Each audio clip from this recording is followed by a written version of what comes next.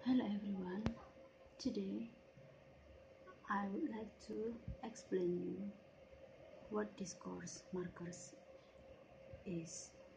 Um, Discourse markers are called fillers or linking words.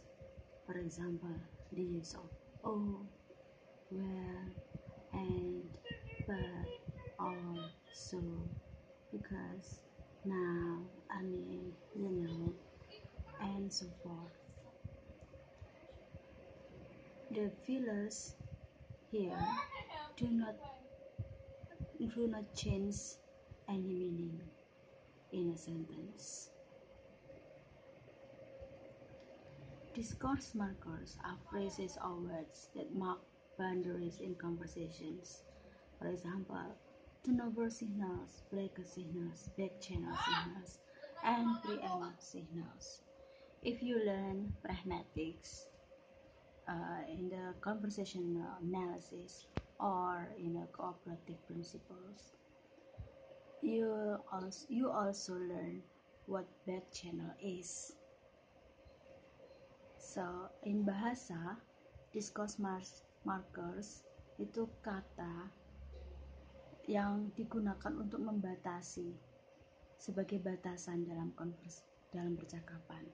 Jadi, batasan di sini ditandai dengan tanda kurung ya atau turnover signals. Nah, di sini memiliki fungsi sebagai sinyal bahwa dia itu setuju atau dia ingin mengganti topik atau dia menunjukkan bahwa dia mendengarkan. In English language, usually common used is, actually, basically like, I mean, and okay. What are common discourse markers used in Indonesian or Japanese?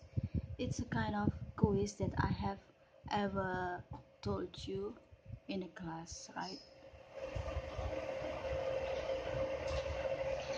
Okay, now talking about analyze discourse markers. Why we analyze it? The analysis of discourse markers is part of the more general analysis of discourse coherence, how speakers and hearers jointly integrate forms, meanings, and actions to make overall sense out of what is said. Jadi fungsinya adalah di dalam kalimat atau teks itu pasti coherence. Yang diharapkan adalah coherence. Nah, jika teks tersebut coherence, maka kita bisa mengambil makna yang ada di situ. Lalu, bagaimana speakers di dalam dan discourse markers ini khususnya digunakan di dalam percakapan ya. Nah, bagaimana speakers dan hearers itu bisa nyambung dan mereka kooperatif satu sama lain. Mereka mereka memahami makna teks tersebut satu sama lain dan semua itu ada di dalam percakapan. Nah, penggunaan markers atau fillers itu menghubungkan itu semua. Jika tidak ada fillers oleh pendengar, maka dianggap tidak ada respon atau tidak ada respon baik itu setuju atau respon bahwa dia mendengarkan atau respon dia ingin menambahkan kalimat yang disampaikan speaker dan sebagainya. Okay, talking about discourse model. If you learn proposition is what we have in mind. You learn it in semantics. And discourse, we have, there are three structures in discourse. We have in Haldane context model. They are additional structure, action structure, exchange structure. The three of them are related, and it occurs in conversation. Speaker and hearer connected each other. It is the way what the speaker in mind, what a speaker is saying, and what a speaker has in mind can be captured by hearer. It is called auditional structure. It is about the way what we have in mind, what speakers and hearers have in mind, and they are connected each other. They understand what the speakers talking about and what the hearers understand to the speakers, and then the action run in communication, like the response and the turn. The exchange structure means here we have the hearers responded and turned to speak.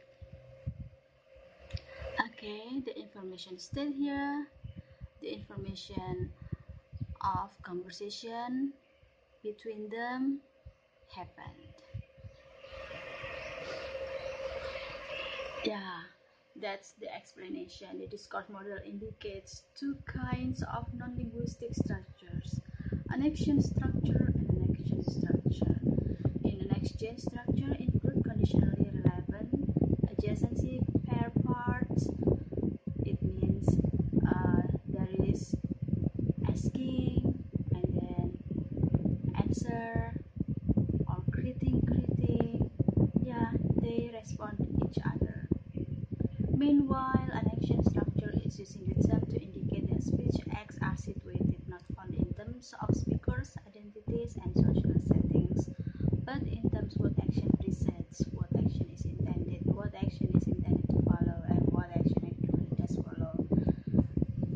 It studies in speech acts. If you understand speech act, you understand this.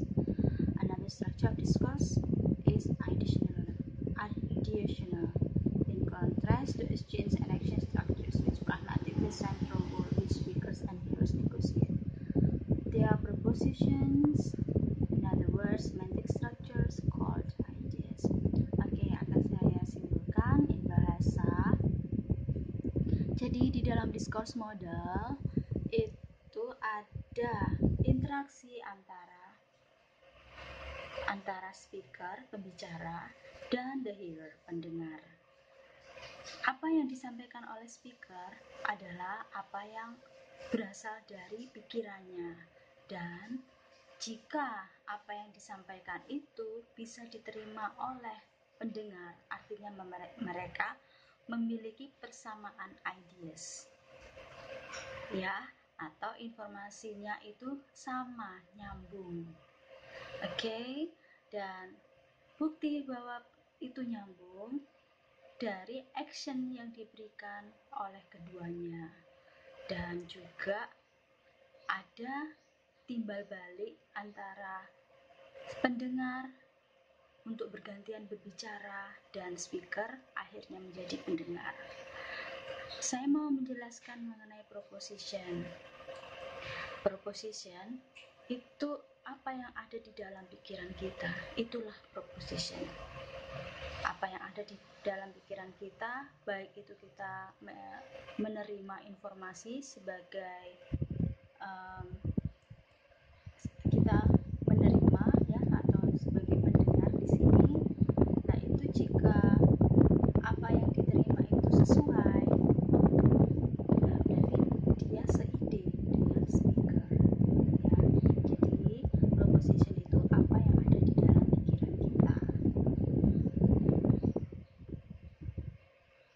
Oke, nah ini contohnya presenting personal experiences to serve as evidence or support for the position. I believe in that whatever gonna happen. I believe that it's vague.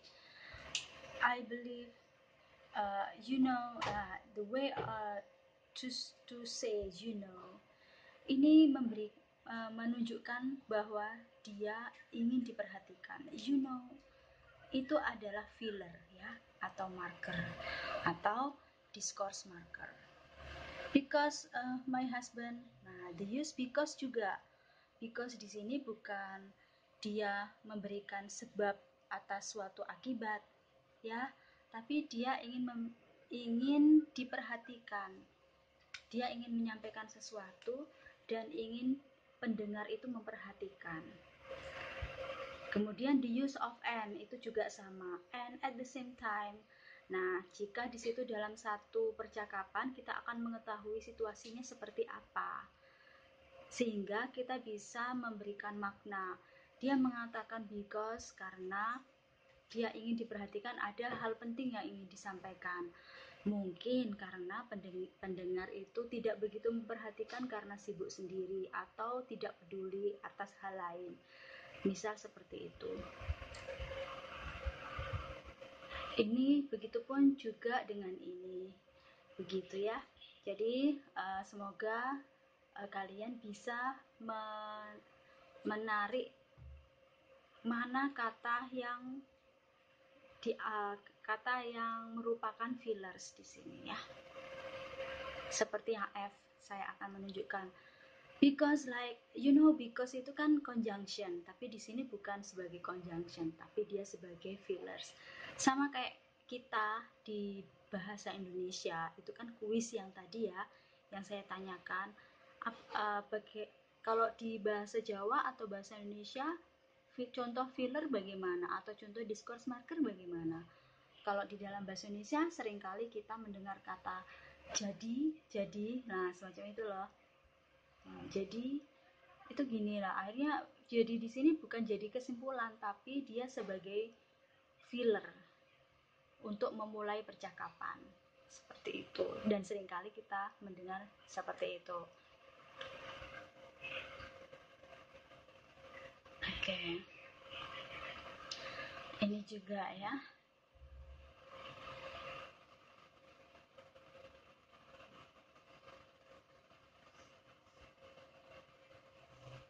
Dari apa yang tadi saya jelaskan, semoga yang slide sebelum ini kalian bisa memahami. Okay, why are discourse markers used? Markers reflect or create cohesion. Apa itu cohesion? Cohesion itu sebagai glue ya, atau lemnya kalimat. Nah, di dalam cohesion yang menjadi lem itu contoh conjunction, terus kemudian di situ ada substitution, ellipsis. Nah, contohnya apa cohesion atau cohesive devices yang sebagai alat untuk perekat itu? Kata dan, kata tetapi, terus kata oleh karena itu, therefore, ya kan? Nah, itu untuk menciptakan cohesion di dalam percakapan. Nah, sedangkan cohesion itu sendiri, penggunaan cohesive devices ada di dalam kalimat teks atau written text. Markers reflect on meaning by creating structure. Jadi di sini dia memberikan makna dari structure tersebut atau struktur kalimat ujaran. Markers in the context and meaning is to interact and produce the full communicative force of the expressions used as discourse markers. Memberikan makna pada kegiatan komunikasi interaksi antara dua orang atau lebih.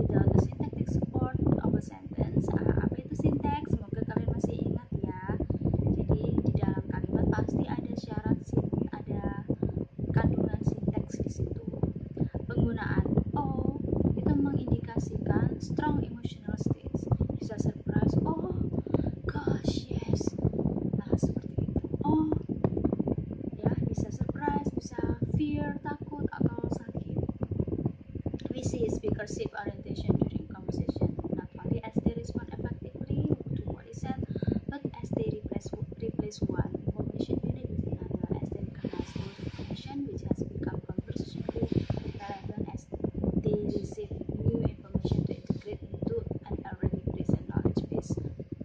Penggunaan "oh" di sini tidak mengubah makna isi dari percakapan itu. Itulah maka kenapa disebut fillers atau discourse marker. Oh juga ya, ini contoh penggunaannya. Oh, I'm wrong, 17. Nah, kalau di listening TOEFL ya, atau listening test mana apapun, kita sering ya menemukan filler juga. Itu salah satunya di tes dan di conversation yang lain. Oke, terus kemudian kata well. Nah, itu bisa penggunaannya kata seru ya, atau dia karena ragu, hesitate. Well, nah dia menggunakan itu. Kalau kita ragu-ragu, biasanya speaker kalau ragu, nah dia menggunakan filler well, nah terus dia mikir gitu.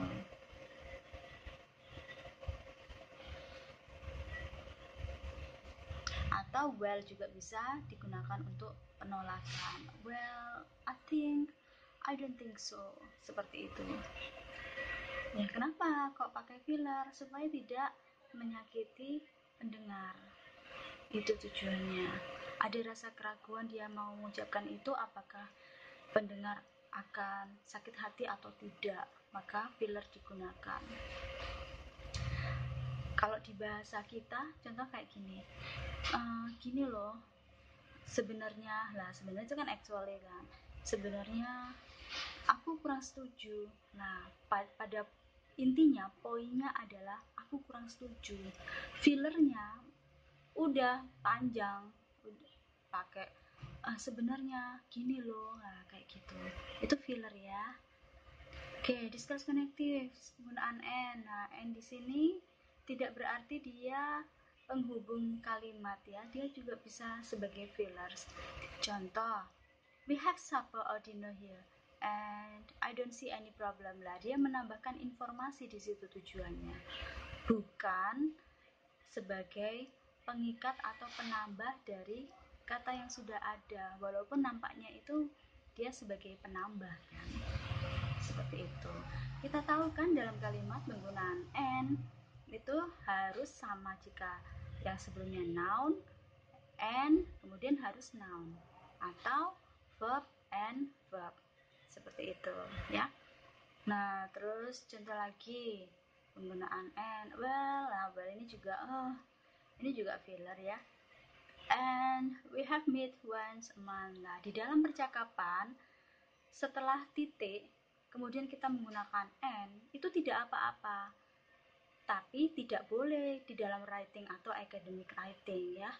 Tapi di dalam percakapan boleh. Nah, terus but ini juga sama saja dengan and tadi. Now I don't want you to think that I'm biased, but this is the way I was brought up. Nah, dia menambahkan di sini sebenarnya informasi. Dia bukan tujuannya but ini menyangkal, tapi menambahkan informasi. Ya, itu sah-sah saja walaupun itu penggunaannya but itu sebenarnya mungkin salah. Ya, seharusnya sifatnya penyangkalan. Tapi di sini digunakan. Itu tidak apa, sah-sah saja kalau di dalam percakapan. Gitu ya. Akan berbeda sekali kalau di dalam penulisan teks atau writing academic writing. Or juga sama ya. Oke, ini ya penggunaan and. Nah, ini kan digunakan di sinteks ya, but or. And di dalam pragmatics atau meaning. Nah, but itu speaker written. Di dalam grammar.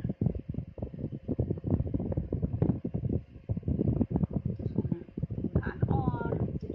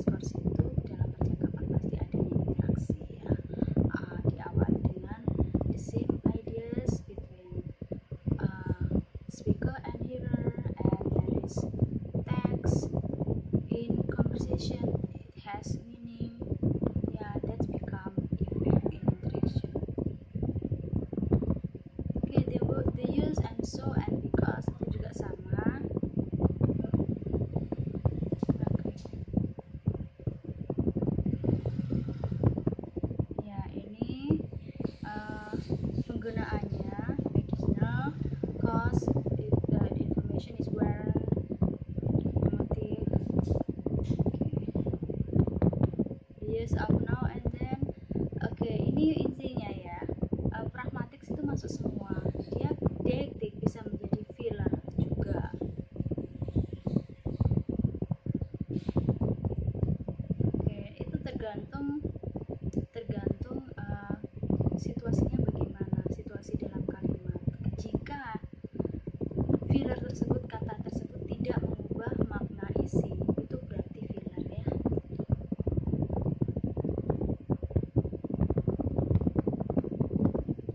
Okay, this one. Yeah, thank you. I think that's all my explanation. If you do not understand the meaning, such as what is coherence and what coherence is, what cohesion is, you may browse or open dictionary up.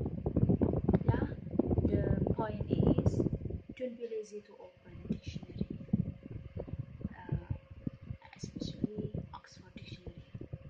And okay, now we are talking about assignment.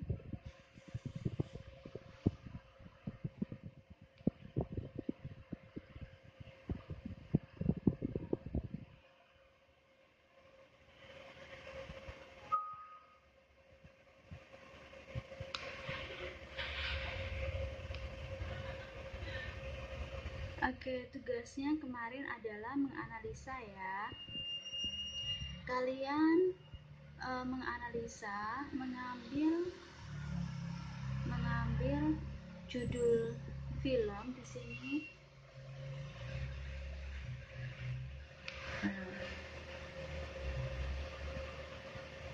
Oh, ini saja ya, yang ini ya. Kemarin yang ini. Analysis of discourse markers found in conversation, atau found in ini. Saya ganti conversationnya, nanti disesuaikan dengan sampel analisa kalian apa.